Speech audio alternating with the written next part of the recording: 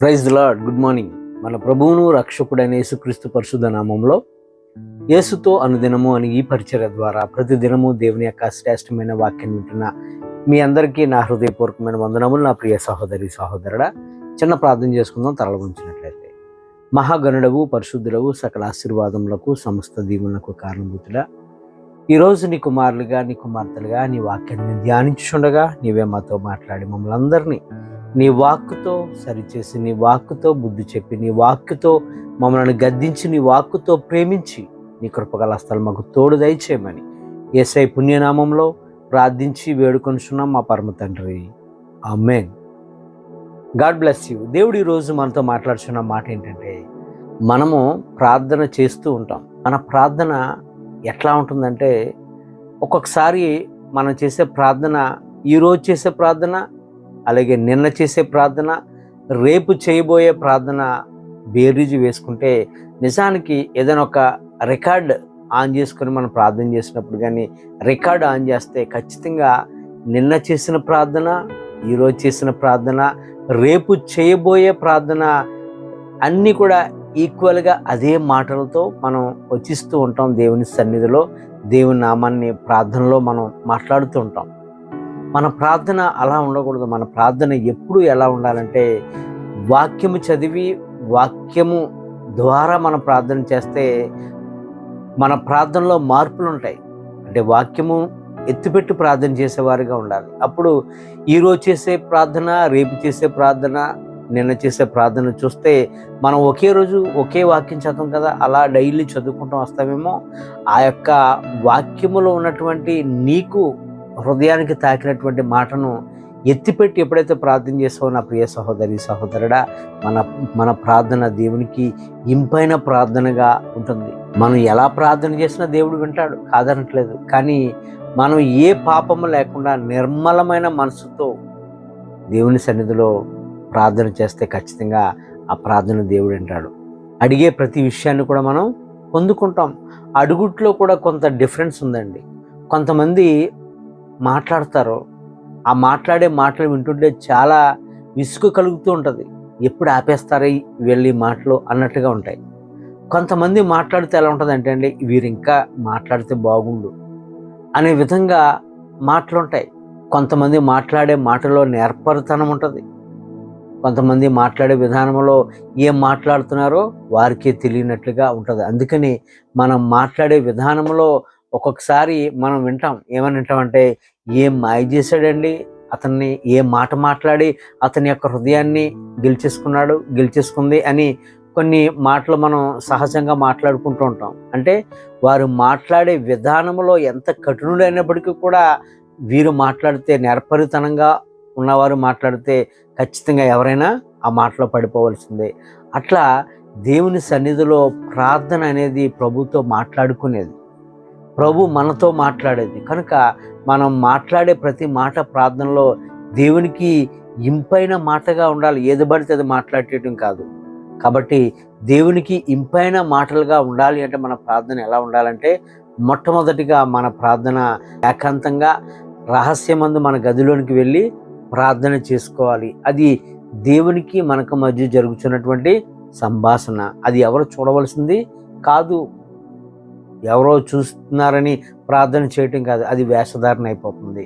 రెండవదిగా మనం చూసినట్లయితే, కనీసము రోజులో ఒక గడియ, ఒక గంట అయినా దేవుని సన్నిధిలో మనం గడిపేవారిగా ఉండాలి. మూడవదిగా మనం చూస్తే, నీ ప్రార్థనలో స్తుతులు ఎక్కువగా కనబడాలి, దేవుని నామాన్ని ఎక్కువగా కనపరుస్తూ ఉండాలి, ఆయన గుణగణాలను ఎక్కువగా మహిమపరుస్తూ ఉండాలి. నాలుగవదిగా మన ప్రార్థన దేశము కొరకు, దేశంలో ఉన్నటువంటి నాయకుల కొరకు, అధికారుల కొరకు, రాజకీయ నాయకుల కొరకు మనము ప్రార్థన చేసేవారిగా ఉండాలి. ఐదవదిగా మన ప్రార్థన నీ తోటి వారు, నీతో పనిచేస్తున్నవారు, నీ ఆఫీసులో పనిచేస్తున్నవారు, నీ ప్రక్కన పనిచేస్తున్న వారి నిమిత్తంగా ప్రార్థన చేసేవానిగా ఉండాలి. ఆరవదిగా సంఘము కొరకు, సంఘాల కొరకు, కాపరి కొరకు, సంఘ కాపరుల కొరకు మనం ప్రార్థించే వారిగా ఉండాలి. చివరగా నీ ప్రార్థన నీ వ్యక్తిగత విషయంలో నీ కొరకు, నీ కుటుంబం కొరకు ప్రార్థన చేసుకునేవానిగా ఉండాలి. మన ప్రార్థనలో ఎక్కువగా దేవుని నామాన్ని గణపరచాలి మొట్టమొదటిగా. రెండవదిగా విజ్ఞాపన ప్రార్థన, ఇతరుల కొరకు ప్రార్థన చేయాలి. ఈ రెండు ఎక్కువగా కనబడాలి. చివరగా నీ కొరకు, నీ కుటుంబం కొరకు, నీ క్షేమం కొరకు కొద్దిగా మాత్రమే దేవుని సన్నిధిలో విజ్ఞాపన అడగాలి. అది దేవునికి ఇంపైన ప్రార్థనగా మార్చబడుతుంది. ప్రతి దానికి కూడా వ్యర్థంగా దేవుని నామాన్ని మనం ఉచ్చరించకూడదు. కొంతమంది తుమ్మిన యేసయ్య అంటారు, దగ్గిన యేసయ్య అంటారు, కూర్చున్నా లేచినా నడిచినా వ్యర్థంగా దేవుని నామాన్ని మనం ఉచ్చరించకూడదు. ఆయన ఘనమైన నామము, యేసు నామము ఘనమైన నామము గనుక మనము వ్యర్థముగా దేవుని నామాన్ని ఉచ్చరించకూడదు. మత్తయి సువార్త 7:21 అంటున్నాడు కదా, ప్రభువా ప్రభువును పిలిచి ప్రతివాడును పరలోక రాజ్యంలో ప్రవేశింపడు గాని పరలోకమందు నా తండ్రి చిత్త ప్రకారము చేయువాడే ప్రవేశించనని ప్రభు మాట్లాడుతున్నారు. నీ ఏకాంత ప్రార్థనలో కూడా ఎప్పుడైనా సరే, ఎక్కడైనప్పటికీ కూడా నిన్ను నువ్వు తగ్గించుకోవాలి. నా ప్రియ సహోదరి సహోదరుడా, నీ మాటలు సిద్ధపరచుకుని దేవుని సన్నిధిలోనికి, ప్రార్థనలోనికి వెళ్ళాలి. దీనుడిగా ప్రార్థనలో దేవుని సన్నిధిలో కనబడాలి. హోషేయ గ్రంథంలో ఉంటుంది 14వ అధ్యాయము మొదటి 2 వచనాల్లో మాటలను సిద్ధపరచుకొని రావాలని. ఇశ్రాయేలు, నీ పాపము చేత నీవు కూలితివు గనుక నీ దేవుడైన యెహోవా తట్టు తిరుగుము. మాటలు సిద్ధపరచుకొని యెహోవా యొద్దకు తిరుగుడి. మీరు ఆయనతో చెప్పవలసింది ఏంటంటే, మా పాపములు అన్నిటి నుండి పరిహరింపుము, ఎడ్లకు బదులుగా నీకు మా పెదవుల అర్పించుచున్నాము, నీకు అంగీకరింపవలసినవి ఇవే అన్నట్లుగా ప్రభు సన్నిధిలో మన నోటితో ఉచ్చరించే మాటలే ప్రభుకి ఇంపైన బలులుగా ప్రార్థనలో దేవుని నామాన్ని గణపరిచేవారుగా ఉండాలి. అట్లా మనం ప్రార్థన చేయాలి. ఆ ప్రార్థన ఎలా ఉండాలంటే వినయముతో కూడిన ప్రార్థనగా ఉండాలి. దీన మనసుతో కూడిన ప్రార్థనగా దేవుని సన్నిధిలో గడిపితే ఆ ప్రార్థన ఇంపైన ప్రార్థనగా మార్చబడుతుంది.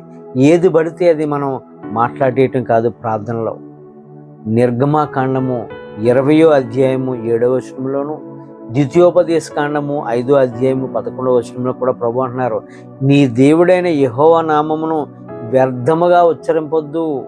సువార్త 6వ అధ్యాయం 7వ వచనం ఉంటాడు కదా, ప్రార్థన చేయనప్పుడు అన్యజనుల వలె వ్యర్థమైన మాటలు వచ్చింపవద్దు. విస్తరించి మాటలాడుట వలన తమ మనవి వినబడునని వారు తలంచుచున్నారంటాడు. తండ్రి ప్రభువా, తండ్రి ప్రభువా, నాయన తండ్రి ప్రభువా, అట్లా కాదు మన ప్రార్థన. మన ప్రార్థన వాక్యంతో కూడిన ప్రార్థనగా మార్చబడాలి. ఈరోజు వాక్యాన్ని ఎత్తిపెట్టే ప్రార్థనగా మన ప్రార్థన ఎప్పుడైతే ఉంటుందో దేవునికి ఇంపైన ప్రార్థనగా ఆయన సన్నిధిలో నిలబడుతుంది. అయినా దేవుడు ఎలా చేసిన ప్రార్థన వింటాడు కాదనట్లేదు, కానీ మన మాట ఆయనకి ఇంపైన మాటగా ఉండాలి. మన యొక్క హృదయము ఇంపైనదిగా ప్రభుకి కనబడాలి. అట్లా నీవు దేవుని సన్నిధిలో వినయముతో, దీన మనసుతో దేవుని సన్నిధిలో మాటలను సిద్ధపరచుకొని దేవుని సన్నిధిలో అడుగు. ఖచ్చితంగా అడిగే ప్రతిదీ కూడా దేవునికి ఇంపైనదిగా కనబడుతుంది. దానికి తగ్గ ఫలాలతో దేవుడు నిన్ను, నన్ను, మనందరిని కూడా దేవుడు ఆశీర్వదిస్తారు. ఈ మాటలు దేవుడు మనందరి జీవితంలో నెరవేర్చును గాక. ఆమేన్. God bless you.